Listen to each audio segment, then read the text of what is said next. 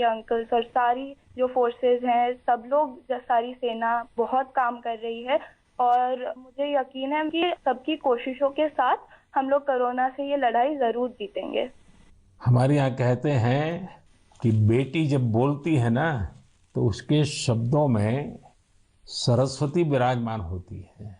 और जब अदिति बोल रही है कि हम जरूर जीतेंगे तो एक प्रकार से ये ईश्वर की वाणी बन जाती है। अच्छा अदिति, अभी तो ऑनलाइन पढ़ती होगी।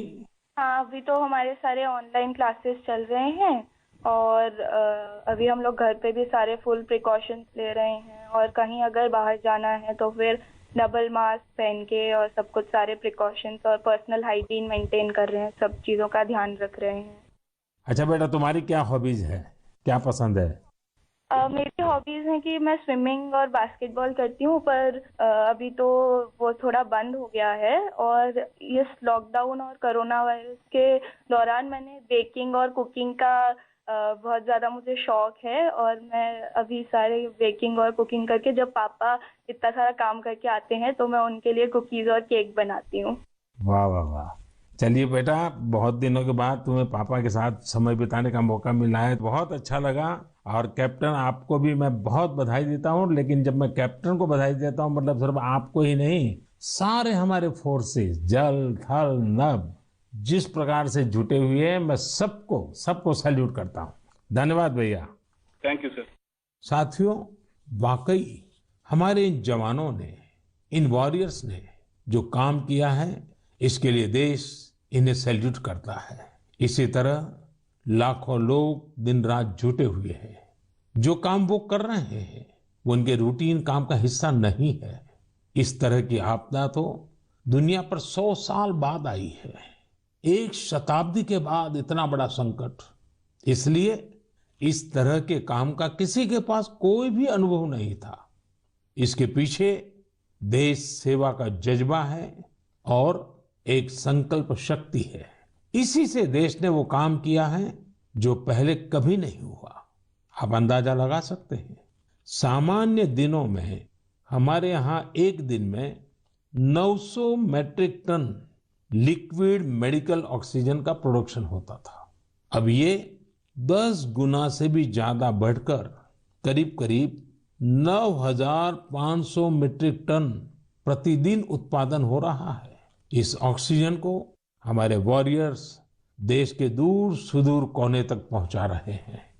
मेरे प्यारे देशवासियों, ऑक्सीजन पहुंचाने के लिए देश में इतने प्रयास हुए, इतने लोग जुटे। एक नागरिक के तौर पर ये सारे कार्य प्रेरणा देते हैं। एक टीम बनकर हर किसी ने अपना कर्तव्य निभाया है।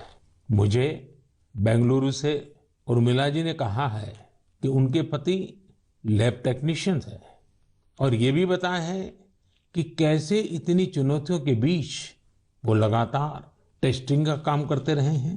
साथियों, कोरोना की शुरुआत में देश में केवल एक ही टेस्टिंग लैब थी, लेकिन आज 2,500 से ज्यादा लैब्स काम कर रही हैं।